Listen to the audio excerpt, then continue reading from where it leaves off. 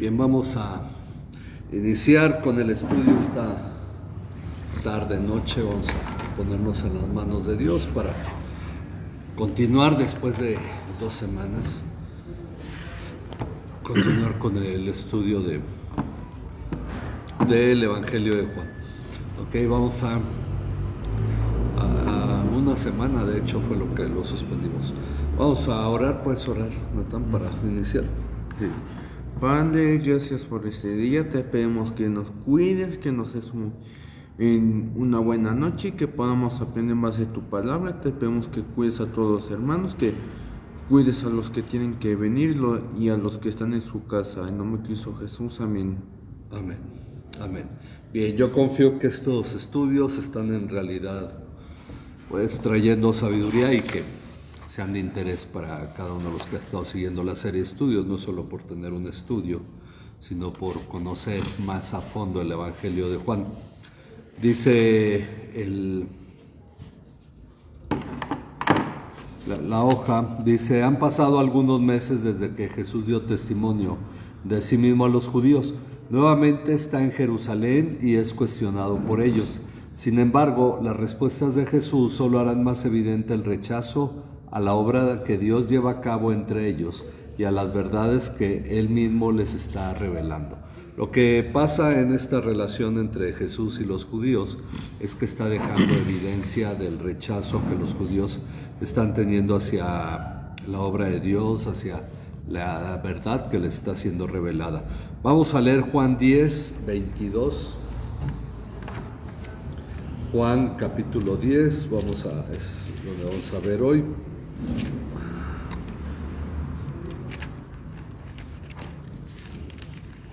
Y vamos a ver la segunda parte del capítulo 22. Entonces vamos a leer adelante. Buenas noches. Vamos a empezar la lectura en Juan capítulo 10.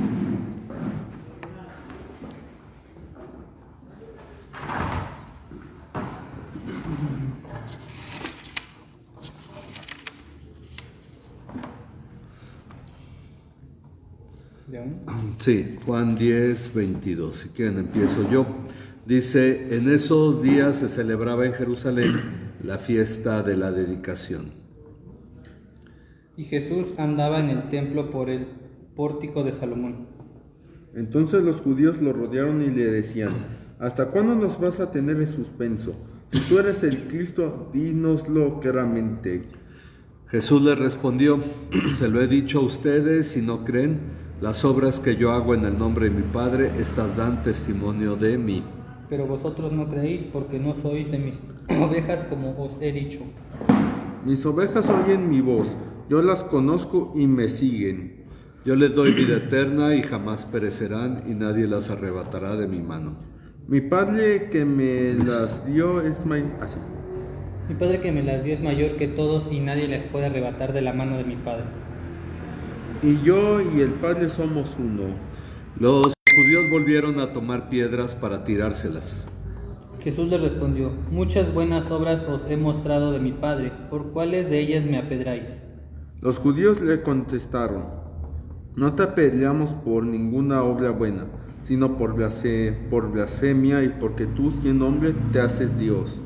Jesús les respondió: ¿no está escrito en su ley, yo dije son dioses? Si llamo a dioses a aquellos a quienes vino la palabra de Dios y la Escritura no puede ser quebrantada. ¿A quién el Padre santificó y envió al mundo? Ustedes dicen: ¿blasfemas porque dije yo soy el Hijo de Dios? Si no hago las obras de mi Padre, no me crean. Mas si las hago, aunque no me creáis a mí, creed a las obras, para que conozcáis y creáis que el Padre está en mí y yo en el Padre. Por eso procuraban otra vez prender a Jesús, pero él se les escapó de entre las manos. Se fue de nuevo al otro lado del Jordán, al lugar donde primero había estado bautizando Juan, y se quedó allí. Y muchos venían a él y decían: Juan, a la verdad ninguna señal hizo, pero todo lo que Juan dijo de éste era verdad. Y muchos creyeron ahí en Jesús. Ok, entonces hoy vemos el final de lo que es el diálogo, según el Evangelio de Juan, de Jesús con los judíos. Y nos dice, anteriormente Jesús habló en la fiesta de los tabernáculos. Los capítulos 7, 8, 9 se desarrollan en la fiesta de los tabernáculos. Ahora nos encontramos en la fiesta de la... ¿Cómo la llama esta fiesta? ¿Cómo se llamaba? Dedicación. Dedicación. La fiesta de la dedicación.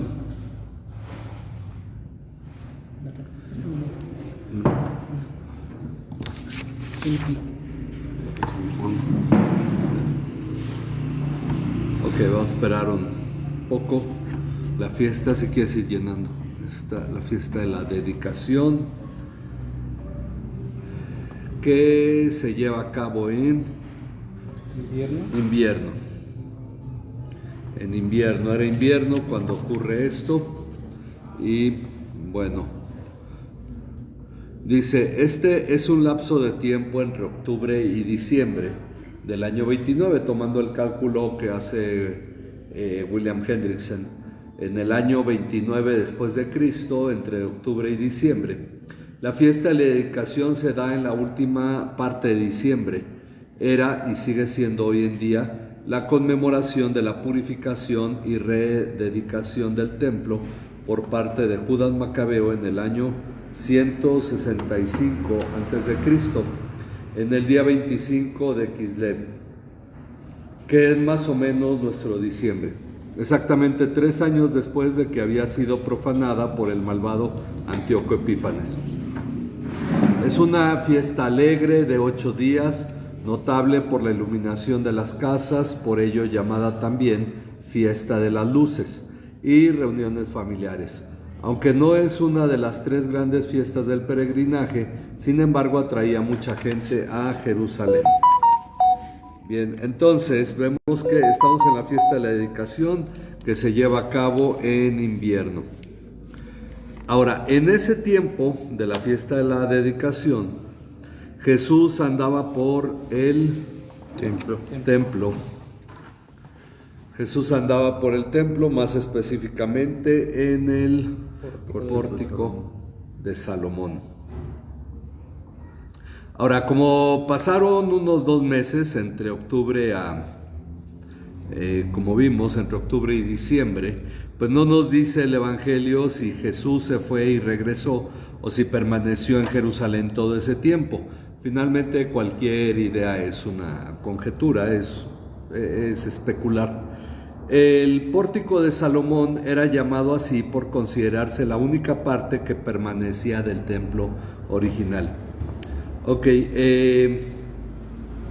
entonces los judíos rodearon a Jesús y le decían, ¿hasta cuándo nos vas a tener en suspenso? ¿Hasta cuándo nos vas a tener en suspenso?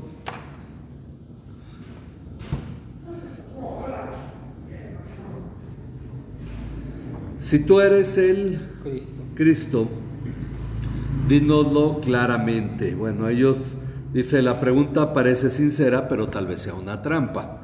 Ya esperan algo más abierto de parte de Jesús. Jesús les respondió, se los he dicho. Se los he dicho a ustedes y no creen. Ok, la respuesta de Jesús, ya les he dicho a ustedes y ustedes no creen. Y les aclara, las obras que yo hago en el nombre de mi Padre, estas dan testimonio de mí. Él se cuida en algún modo, y ahorita vamos a ver por qué, de directamente decirles como lo hizo con la mujer samaritana, como lo hizo con aquel que fue sanado de ceguera, que le habló directamente, les dijo yo soy. Pero aquí habla sobre las obras, los hace pensar, bueno, las obras que yo hago, esas deberían de decirles quién soy. La realidad es que Jesús había dado testimonio de la palabra, pues había dicho en Juan 6:35, ok, aquí nada más lo menciono, es Él había dicho en 6:35 ser el pan de vida. En el 8:12 dijo ser la luz del mundo. En el 10:7 la puerta de las ovejas. Y en el 10:11 el buen pastor. Él había estado ya haciendo señalamientos acerca de sí mismo. Por eso Él les dice, yo ya se los he dicho. Sin embargo, les explica por qué no creen. Ustedes no creen. ¿Por qué? No son de mis ovejas. No son de mis ovejas. Ustedes no creen porque no son de mis ovejas. Es una declaración tajante, muy directa. Y les dice lo que ocurre con los que sí son sus ovejas. Mis ovejas oyen mi voz. Ellos no podían oír la voz de Jesús. Era muestra que no eran ovejas de Jesús. Mis ovejas oyen mi voz, yo las conozco y me siguen. Y me siguen. Yo las conozco y me siguen. Yo les doy vida eterna. Yo les doy vida eterna. Y jamás perecerán. Y nadie las arrebatará de mi mano. Nadie, jamás perecerán, nadie las arrebatará de mi mano. Ahora, muchos cristianos y no cristianos piensan que la salvación se pierde. A pesar de que este pasaje dice, jamás perecerán. Esa idea se debe a un concepto errado de la salvación, pues aunque admiten que la salvación es por gracia, se atribuyen un cierto mérito en ello al ser ellos quienes eligen a Dios por su libre albedrío. Pero ya hemos visto en Juan 3:19 que el libre albedrío siempre nos llevará a elegir las tinieblas. Sí, existe el libre albedrío, pero el libre albedrío nos lleva a apartarnos de la luz y elegir las tinieblas. ¿Por qué? Porque existe el pecado que domina el libre albedrío. Sin embargo, la salvación es una obra enteramente llevada a cabo por Dios, a tal grado que Jesús se refiere a los que son salvos como los que el Padre le ha dado. Vamos a ver Juan 17:2 y luego Juan 17:6. Dice, como les ha dado potestad sobre toda carne para que dé vida eterna a todos los que le diste. Ok, Jesús le dice al Padre que el Padre le ha dado a Jesús potestad para dar vida eterna a todos los que el Padre le dio a Jesús. Y luego en el 6... He manifestado tu nombre a los hombres que del mundo me diste. Eran tuyos y me los diste, y han guardado tu palabra. Ok, entonces aquí lo que Jesús está diciendo claramente es que todo vino de la iniciativa de Dios. Él se los dio al Hijo, eran tuyos y me los diste, ellos han guardado tu palabra. Entonces Jesús está aclarando que precisamente la salvación es un acto en el que el Padre entrega a las personas al Hijo. Es por esa razón que Jesús deja clara la seguridad de la salvación al decir, mi Padre que me las dio. Y aquí en eso es claro, es como, estamos volviendo acá al versículo 29, mi Padre que me las dio es mayor que todos, mi Padre que me las dio es mayor que todos y nadie las puede arrebatar ¿de dónde? De la mano del Padre. El Padre le dio las ovejas a Jesús y nadie las puede arrebatar de la mano del Padre, nadie las puede arrebatar de la mano de Jesús. Es una cuestión de seguridad. Ahora, por el otro lado, pensemos, es terrible una salvación por la que alguien se esfuerza toda su vida sin la certeza de si el esfuerzo le alcanzará para preservarla hasta el fin. Sin embargo, la certeza de la salvación lleva a muchos a pensar en el abuso de somos salvos sin importar cómo vivamos. Ok, ya soy salvo, ya puedo hacer lo que quiera, no voy a perder mi salvación. Tal actitud corresponde a quien no es salvo, pues quien sí lo es guiado por el Espíritu de Dios en él. Dios pone su Espíritu en nosotros y los que han nacido de nuevo reciben el Espíritu Santo. Y tal persona no está pensando vivir como sea. Le dice, por tanto, no piensa en una vida ofensiva a Dios. Hay una cuestión del nuevo nacimiento, y esto es que la obra del Espíritu Santo es llevada desde el inicio y continúa en el cristiano. Por eso cuando dicen que como reformados no creemos en el Espíritu, yo le he respondido a algunos: sí, creemos mucho más de lo que ustedes creen, porque ustedes creen que la salvación se pierde negando la obra del Espíritu. Ok, y para cerrar su testimonio, Jesús afirma: yo y el Padre somos uno. Yo y el Padre somos uno. Ok, con esta afirmación, esto fue suficiente para que aquellos que querían saber si Él era el Mesías, una vez más tomaran ¿qué? Piedras para tirárselas. Ok, cuando Él dijo eso, ellos inmediatamente su reacción fue tomar piedras, y ante esto Jesús les dijo: les he mostrado muchas obras buenas, muchas obras buenas que son del Padre. Es decir, mis obras dan testimonio, ya se las he mostrado a ustedes. Y entonces le pregunta: ¿por cuál de ellas me apedrean? Ok, muchas obras ya les mostré, y ¿por cuál de ellas me van a apedrear? Lejos de meditar en las obras de Jesús, decir, bueno, sí, las obras nos dicen que lo que tú dices es verdad. Lejos de meditar en eso, a fin de considerar sus palabras, o por lo menos estar agradecidos por el bien que les había hecho, ellos respondieron con cierto cinismo. Noten el carácter de la respuesta: no te apedreamos por ninguna obra buena. Qué bueno que las hiciste, ¿no? Y nos da mucho gusto. Sino por blasfemia y por blasfemia. Blasfemia es una ofensa a Dios. Ok, sino por blasfemia, por ofender a Dios. Y porque tú, siendo hombre, te haces Dios. Por blasfemia y porque tú, siendo hombre, te haces Dios. Jesús les respondió: ok, a este asunto no está escrito en su ley. Vamos a ponerle: no está escrito en su ley. No sé si la Reina Valera dice nuestra ley. Vuestra, ok, la de ustedes, ¿verdad? No está escrito en su ley. Yo dije, son dioses. Ok, aunque iría con D minúscula, ¿verdad? Esto, bueno, ¿de dónde lo saca Jesús? En la ley. Jesús hace referencia al Salmo 82:6. Vamos al Salmo 82:6. Y que junto con el versículo 7 dice lo siguiente, que alguien que quiera leerlo. Sí. O sea, yo dije, vosotros sois dioses y todos vosotros hijos del Altísimo, pero como hombres moriréis y como cualquiera de los príncipes caeréis. Ok, entonces notemos aquí, de hecho hay un sentido por el cual Dios lo dice. Dice, yo dije, ustedes son dioses. Ustedes son dioses y todos son hijos del Altísimo. Ustedes son dioses y todos son hijos del Altísimo. Sin embargo, como hombres morirán.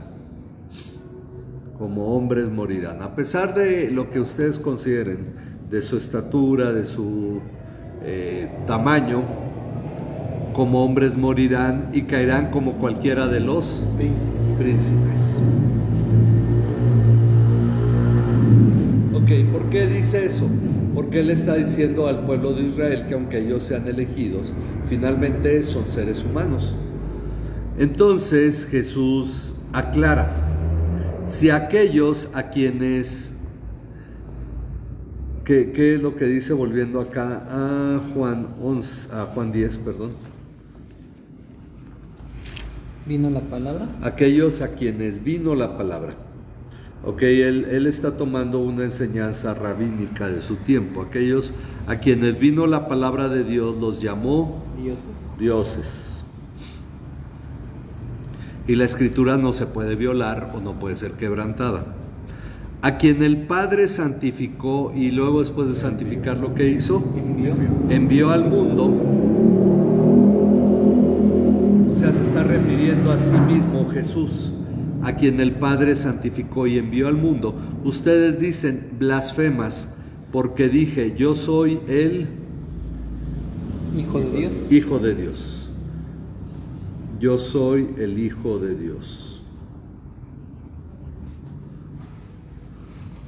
Ok, la respuesta de Jesús a la acusación de blasfemia no fue menos tajante que sus afirmaciones cuando le decía ustedes no son de mis ovejas. Luego en su respuesta él es tajante, dice que sus afirmaciones sobre sí mismo. Primero les cuestiona con la palabra que para ellos era valiosa, por eso dice su ley, la de ustedes. Luego cita parte del Salmo de Asaf. Asaf fue el que escribió este Salmo 82, donde Dios llama dioses a aquellos a quienes entregó su palabra. Sobre esto, Zorrilla y Chiquete, dos comentaristas que ya hemos mencionado anteriormente, señalan: según los rabinos, el Salmo 82 estaba dirigido a Israel cuando recibió la ley en el monte Sinaí. Cuando Jesús dice aquellos a los que vino la palabra, está tomando esta enseñanza de los rabinos de que el Salmo 82 había sido escrito para el pueblo de Israel cuando recibió la ley de Moisés.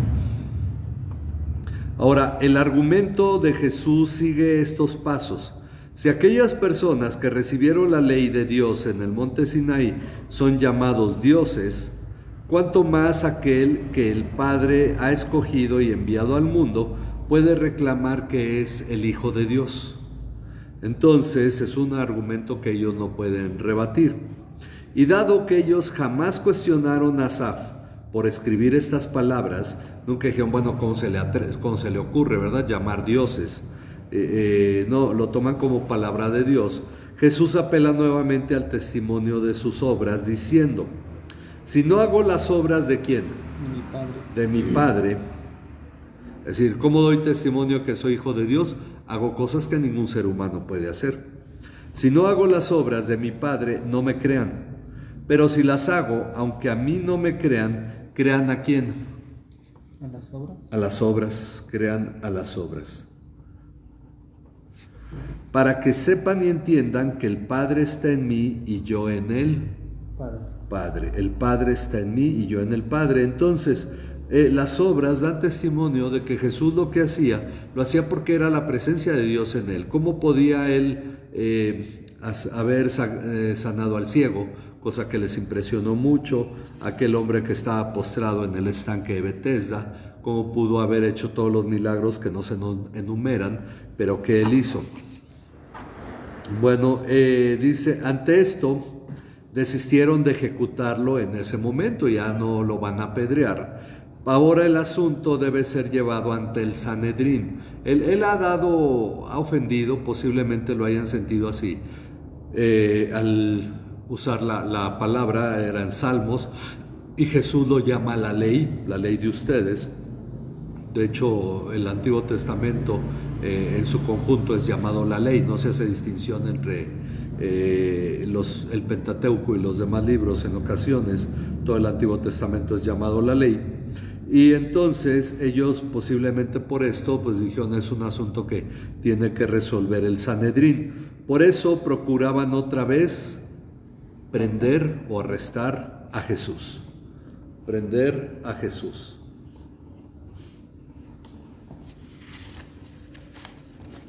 Ahora, ¿cómo diríamos en nuestros tiempos? Coloquialmente diríamos, si no me van a creer, ¿para qué me preguntan, verdad? Dinos ya, ¿eres el Mesías? Y él dice, soy el Mesías, entonces agarran piedras y para apedrearlo.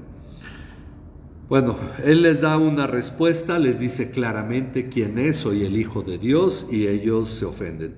La verdad central sobre quién es Jesús les ha sido revelada de manera directa. Jesús les dice que es el Hijo de Dios, y que Dios el Padre está en él y son uno. Son las tres cosas que Jesús señaló. Pero ellos no creyeron, ya que jamás los judíos pensaron, ni hoy en día lo piensan, que el Mesías prometido sería la encarnación de Dios mismo. Ellos pensaron, pues algún hombre como David, algún personaje importante, ilustre, pero nunca pensaron que el mismo Dios se encarnaría, tomaría naturaleza humana, y él sería ese profeta del que habló Moisés y sería el Mesías que vendría al mundo. ¿Y esto por qué? Porque no son de sus ovejas. Por eso ellos no podían entender esto, que era la presencia misma de Dios y que sí, Él era el Mesías, el Cristo.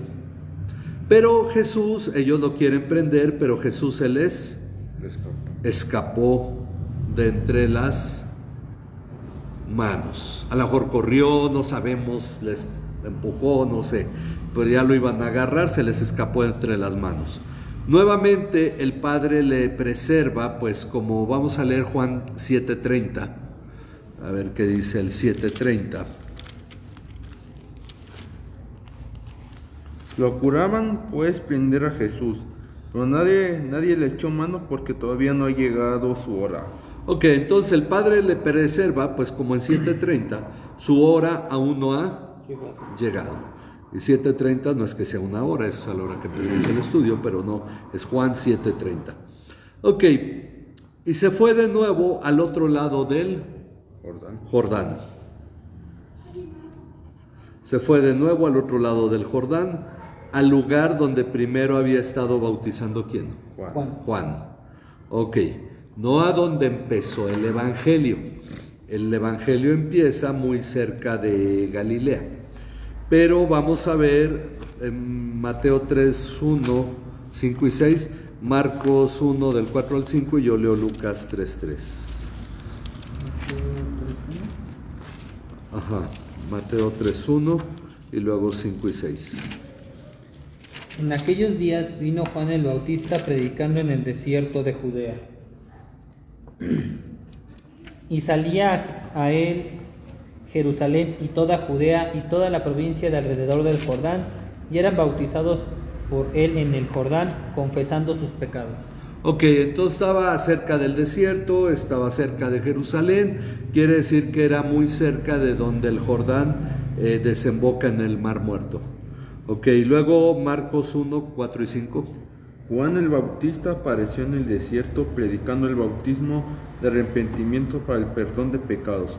Acudía a él toda la región de Judea y toda la gente de Jerusalén, y confesando sus pecados eran bautizados por él en el río Jordán. Ok, y luego Lucas 3:3 dice, y Juan fue por toda la región alrededor del Jordán, predicando un bautismo de arrepentimiento para el perdón de los pecados, como está escrito en el libro de las palabras del profeta Isaías.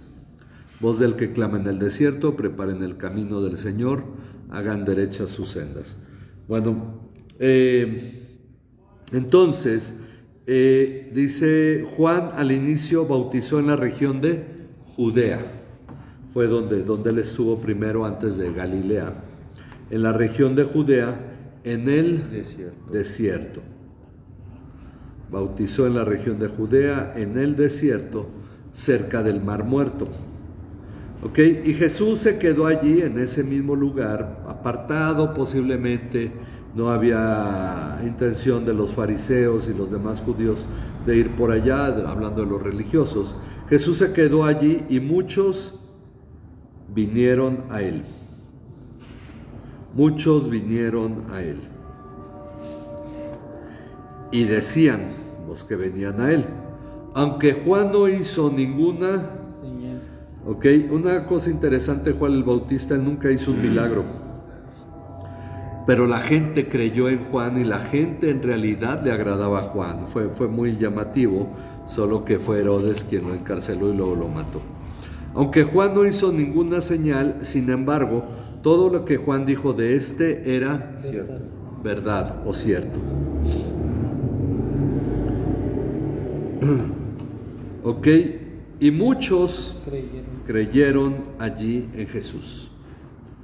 Muchos creyeron allí en Jesús. Ahora, hay algo importante. Aunque esta forma de creer bien puede ser como la que ya hemos visto en los judíos. Primero creen en él, luego se ofenden, luego ya no creen en él, luego lo dejan. Es prueba de que a pesar de esto, es prueba de que el testimonio de Jesús ha sido manifestado entre los suyos que no lo recibieron. Es decir, esto de que crean y luego dejen de creer es una muestra, finalmente, que la fe es algo que debe venir de Dios y no que se produce en el interior del ser humano.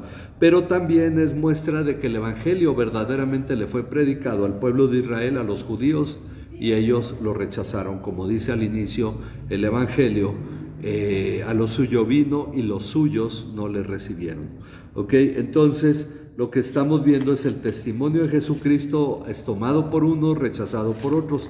Quizás, y podemos pensar, muchos de estos que creyeron en este tiempo, aunque no nacieron de nuevo, eso aún no pasaba, quizás fueron de los 3,000 que se convirtieron el día de Pentecostés, o de los 5,000 que fue unos días después. El asunto es que en verdad Jesús estaba predicando y la gente estaba escuchando, recibiendo el Evangelio. Bien, ¿alguna pregunta? ¿Tienen alguna pregunta? ¿No? Muy bien, entonces pues vamos a orar, vamos a ponernos en las manos de Dios. Agradecemos a Dios el haber podido empezar hoy con los días de oración y ayuno, y pues vamos a continuar el día de mañana. Yo animo a los que tengan y han dispuesto en su corazón participar de este ayuno para que lo hagan, y de esta manera pues glorifiquemos a Dios y seamos edificados como iglesia. Recuerden que la principal petición pues es entender la voluntad de Dios, que sepamos en lo personal qué quiere Dios para nosotros, qué desea en este tiempo, y en lo general qué desea de nosotros como iglesia. Vamos a orar. Padre, estamos agradecidos contigo por este día que nos has dado, y te damos gracias por todos los que hoy dispusieron en su corazón ayunar y lo llevaron a cabo. Padre, ponemos en tus manos a toda la iglesia. En estos días te rogamos que tú nos guardes, Señor, y que tú fortalezcas nuestros cuerpos, y sea esa la fortaleza que tengamos, Padre, porque si consideramos el no tomar alimento en estos días durante el día, Padre, es porque en verdad lo que buscamos es ser fortalecidos por ti, ser guiados por ti, Señor. Lejos de que las cosas sean para mal, lo que buscamos es que todo sea para bien, Señor, que haya aquí en la iglesia, Señor, claridad sobre tu voluntad, sabiduría en tu palabra, entendimiento, que la obra de tu Espíritu Santo siga llevando a cabo, Señor, la siga llevando a cabo tu Espíritu, obrando en nosotros para santificación, Señor, que no retrocedamos ni nos desanimemos, sino seamos fortalecidos espiritualmente, Señor, fortalecidos en lo interior. Padre, hemos puesto en tus manos, Señor, nuestro ruego por la salud de cada una de nuestras hermanas, Padre, que está delicada de salud. Hemos puesto en tus manos nuestro ruego por esta iglesia. Rogamos por los demás hermanos de otras iglesias que nos comparten sus peticiones y por las que hemos de orar mañana. Confiamos que tú estás haciendo tu obra, Señor, y que todas las cosas que hagamos, Señor, ayudarán para bien. Te damos toda la honra, toda la gloria en Cristo Jesús, nuestro Señor y Salvador. Amén. Amén. Gracias a cada uno. Nos despedimos, que Dios les bendiga, y el día de mañana a las 8, de 8 a 10 estará abierta aquí la iglesia para quienes tengan en su corazón venir a tomar un tiempo para orar. Dios les bendiga.